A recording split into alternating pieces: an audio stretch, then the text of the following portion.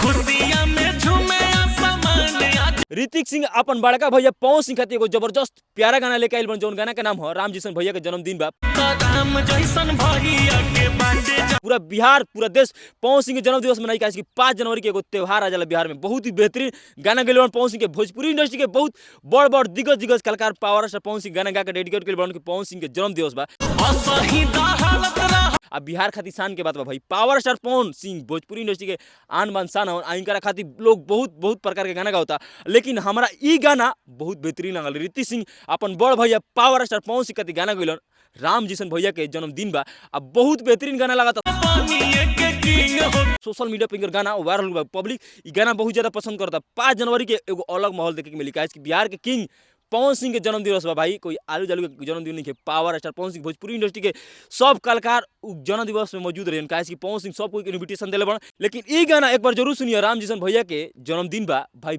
बवाल गाना बा, तगड़ा गाना बा। सोशल मीडिया पे गाना और सही नहीं वायरल होत। पवन सिंह से कोनो टैग जुड़ल, पवन सिंह से कोनो नाम जुड़ल, और गाना वायरल ना होकी, काहे कि पवन सिंह के जन्म दिवस पूरा देश मनावता भाई। पूरा